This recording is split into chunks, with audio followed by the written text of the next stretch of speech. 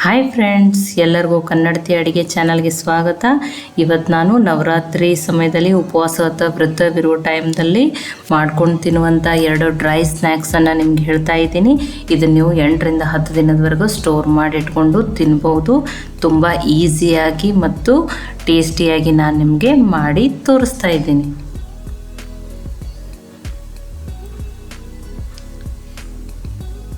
ಈಗ ಒಂದು ಕಡಾಯಿಗೆ ನಾನು ಎಣ್ಣೆಯನ್ನು ಕಾಯಕ್ಕೆ ಇಟ್ಕೊಂಡಿದ್ದೀನಿ ರೀ. ಈ ರೀತಿ ನಾನು ದಪ್ಪ ಸಾಬುದಾನಿಯನ್ನು ತೊಗೊಂಡಿದ್ದೀನಿ.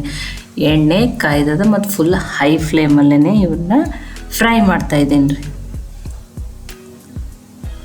ಗ್ಯಾಸು ಹೈ ಫ್ಲೇಮ್ದಾಗೆ ಇರಲಿ ರೀ. ಇದು ಸಾಬುದಾನಿ ಎಷ್ಟು ಸೈಜದು ಇರ್ತದಲ್ಲ ರೀ, ಫ್ರೈ ಆದಮೇಲೆ ಅದ್ರ ಸೈಜ್ ಡಬಲ್ ಆಗ್ತೈತೆ ರೀ. ನೋಡಿರಿ, ಈ ರೀತಿ ಕಂಪ್ಲೀಟಾಗಿ ಫ್ರೈ ಆದಮೇಲೆ ಇವು ಕ್ರಿಸ್ಪಿಯಾಗಿರ್ತಾವೆ ರೀ. ಇದನ್ನು ನಾನು ಒಂದು ಪ್ಲೇಟಿಗೆ ಹಾಕೋತಾ ಇದ್ದೀನಿ. ಇಲ್ಲಿ ನಾನು 1 ಬೌಲ್ ಸಾಬುದಾನಿಯ ಚೂಡನ್ನು ನಿಮ್ಗೆ ಮಾಡಿ ತೋರಿಸ್ತಾ ಇದ್ದೀನಿ.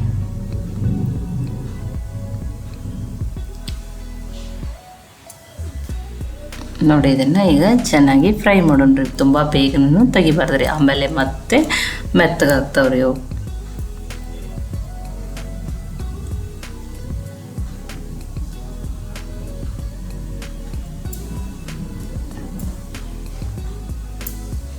ಈಗ ಅದೇ ಎಣ್ಣೆಗೆ ನಾನು 1 ಹಸಿ ಆಲೂಗಡ್ಡೆಯನ್ನು ತುರಿದ್ಬಿಟ್ಟು 3-4 ಬಾರಿ ತೊಳೆದು ಬಟ್ಟೆಯಲ್ಲಿ, ಕಾಟನ್ ಬಟ್ಟೆಯಲ್ಲಿ ಹಾಕಿ ನೀರನ್ನೆಲ್ಲ ಒರೆಸಿ ತೊಗೊಂಡಿದ್ದೀನಿ ರೀ. ಇದನ್ನು ಹೈ ಫ್ಲೇಮಲ್ಲೇ ನಾನು ಫ್ರೈ ಮಾಡ್ತೀನಿ ರೀ. ಈ ರೀತಿ ಹೈ ಫ್ಲೇಮಲ್ಲಿಟ್ಟು ಫ್ರೈ ಮಾಡೋದ್ರಿಂದ ತುಂಬಾ ಎಣ್ಣೆ ಹೀರ್ಕೊಳ್ಳಲ್ಲ ರೀ.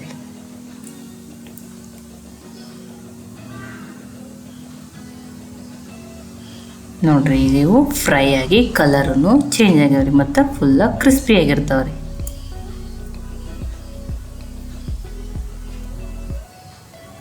ಇದನ್ನು ನಾನು ಒಂದು ಪ್ಲೇಟಿಗೆ ಹಾಕ್ಕೊಂಡು ಇಟ್ಕೋತಾ ಇದ್ದೀನಿ. ನೀವು ಬೇಕಂದ್ರೆ ಇದನ್ನು ಟಿಶ್ಯೂ ಪೇಪರ್ ಮೇಲೆ ಹಾಕ್ಕೊಂಡು ಇಟ್ಕೊಂಡು ಇಡ್ಬೋದು. ಈಗ ಒಂದು 3-4 ಸ್ಪೂನಷ್ಟು ಹಸಿ ಶೇಂಗಾನೂ ನಾನು ಮತ್ತು ಸ್ವಲ್ಪ ಕರಿಬೇವು ಸೊಪ್ಪನ್ನು ಫ್ರೈ ಮಾಡ್ತಾಯಿದ್ದೀನಿ. ಹುರಿದು ಹಾಕೋದಕ್ಕಿಂತ ಈ ರೀತಿ ಎಣ್ಣೆಯಲ್ಲೇ ಕರಿದು ಹಾಕೋದ್ರಿಂದ ಶೇಂಗಾ ಟೇಸ್ಟ್ ತುಂಬ ಚೆನ್ನಾಗಿ ಕೊಡ್ತದೆ ರೀ. ನೋಡ್ರಿ, ಇವು ಕರೆಕ್ಟಾಗಿ ಫ್ರೈ ಆಗ್ಯಾವ್ರಿ.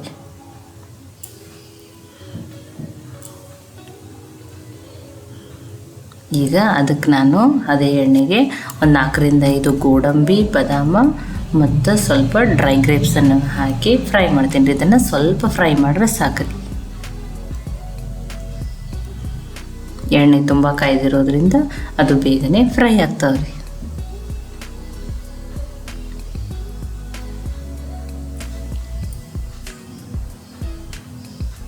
ನೋಡ್ರಿ, ಈ ರೀತಿ ಫ್ರೈ ಮಾಡ್ಕೊಂಡಿನ್ರಿ. ಇಲ್ಲಿ 3 ಹಸಿಮೆಣ್ಸಿನ್ಕಾಯನ್ನು ನಾನು ಕಟ್ ಮಾಡಿ ಹಾಕಿ ಫ್ರೈ ಮಾಡ್ತಾಯಿದ್ದೀನಿ. ಖಾರ ನೀವು ನೋಡಿಕೊಂಡು ಹಾಕೋಬೋದು. ಸ್ವಲ್ಪ ಕ್ರಿಸ್ಪಿ ಆಗೋವರೆಗೂ ಫ್ರೈ ಮಾಡ್ಬೇಕ್ರಿ. ಈಗ ಒಂದು ಪಾತ್ರೆಯಲ್ಲಿ ನಾನು ಇವು ಫ್ರೈ ಮಾಡಿ ಇಟ್ಕೊಂಡಿರುವನ್ನ ಸಾಬುದಾನಿಯನ್ನು ಹಾಕ್ತಾಯಿದ್ದೀನಿ. ಅದಕ್ಕೆ ಎಣ್ಣೆಯಲ್ಲಿ ಕರೆದು ಇಟ್ಕೊಂಡಿರುವಂಥ ಹಸಿಮೆಣ್ಸಿನ್ಕಾಯಿ, ಕರಿಬೇವು ಮತ್ತು ಶೇಂಗಾ ಮತ್ತು ಫ್ರೈ ಮಾಡಿ ಇಟ್ಕೊಂಡಿರುವಂಥ ಡ್ರೈ ಫ್ರೂಟ್ಸು, ಫ್ರೈ ಮಾಡಿ ಇಟ್ಕೊಂಡಿರುವಂಥ ಆಲೂಗಡ್ಡೆ. ಇಲ್ಲಿ ನಾನು ಒಂದು ಅರ್ಧ ಸ್ಪೂನ್ ಆಗಷ್ಟು ಸಕ್ಕರೆ ಪುಡಿಯನ್ನು ಹಾಕ್ತಾಯಿದ್ದೀನಿ. ಒಂದು ಅರ್ಧ ಸ್ಪೂನು ಜೀರಿಗೆ ಪುಡಿ, ಹುರಿದಿರುವ ಜೀರಿಗೆ ಪುಡಿ ಇದು. ಇಲ್ಲಿ ರುಚಿಗೆ ತಕ್ಕಷ್ಟು ಉಪ್ಪು, ನಾನು ಉಪವಾಸಕ್ಕೆ ಹಾಕುವ ಶೇದರ್ಲಾನಿ ಉಪ್ಪನ್ನೇ ಹಾಕ್ತಾಯಿದ್ದೀನಿ. ಅದನ್ನು ಈಗ ಚೆನ್ನಾಗಿ ಮಿಕ್ಸ್ ಮಾಡೋಣ. ಈ ರೀತಿ ನೀವು ಸ್ಟೋರ್ ಮಾಡಿ ಇಟ್ಕೊಂಡು ಉಪವಾಸದ ಟೈಮ್ನಾಗ ತಿನ್ಬೋದು ರೀ. ಇದು ತುಂಬಾ ಟೇಸ್ಟಿಯಾಗಿರ್ತದೆ ರೀ. ನೋಡಿರಿ, ಈ ರೀತಿ ಸ್ಟೋರ್ ಮಾಡಿದ್ದನ್ನು ನಾನು ಈ ರೀತಿ ಏರ್ಟೈಟ್ ಡಬ್ಬೆ ಒಳಗೆ ಹಾಕಿ ನಾನು ಸ್ಟೋರ್ ಮಾಡಿ ಇಟ್ಟು ತೋರಿಸ್ತಾ ಇದ್ದೀನಿ. ನೋಡಿ, ಈ ರೀತಿ ಸ್ಟೋರ್ ಮಾಡಿ ಇಟ್ಕೊಂಡ್ರೆ ನಾವು 8ರಿಂದ 10 ದಿನ ಯೂಸ್ ಮಾಡ್ಬೋದು.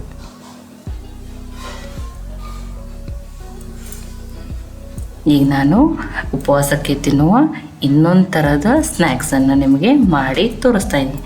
ಒಂದು ಪ್ಯಾನ್ಗೆ 1 ಸ್ಪೂನ್ ಆಗಷ್ಟು ಆಯಿಲು, ಒಂದು ಅರ್ಧ ಸ್ಪೂನ್ ಆಗಷ್ಟು ಜೀರಿಗೆ, ಸ್ವಲ್ಪ ಜೀರಿಗೆ ಫ್ರೈ ಆದಮೇಲೆ ಸ್ವಲ್ಪ ಕರಿಬೇವು ಸೊಪ್ಪು. ಉಪವಾಸವಿರೋ ಟೈಮ್ದಾಗ ನೀವು ಕರಿಬೇವು ಸೊಪ್ಪು ತಿಂತಿದ್ರೆ ಅಷ್ಟೇ ಹಾಕ್ಬೇಕ್ರಿ. ಸ್ವಲ್ಪ 2 ಹಸಿಮೆಣ್ಸಿಕಾಯಿ ನಾನೇ ಈ ರೀತಿ ಉದ್ದದಾಗಿ ಕಟ್ ಮಾಡಿ ಹಾಕ್ತಾಯಿದ್ದೀನಿ. ಅರ್ಧ ಸ್ಪೂನ್ಗಿಂತ ಕಡಿಮೆ ಅರಿಶಿಣ ಪುಡಿ. ವ್ರತವಿರೋ ಟೈಮ್ದಾಗ ಅರಿಶಿಣ ಪುಡಿ ಯೂಸ್ ಮಾಡ್ತಿದ್ರೆ ಅಷ್ಟೇ ಹಾಕಬೇಕು, ಇಲ್ಲಾದ್ರೆ ಬಿಡಬೇಕ್ರಿ. ಸ್ವಲ್ಪ ಎಣ್ಣೆಯಲ್ಲಿ ಕರೆದಿಟ್ಕೊಂಡಿರುವ ಅರ್ಧ ಬಟ್ಲು ಶೇಂಗಾ ನಾನು ಹಾಕ್ತಾಯಿದ್ದೀನಿ.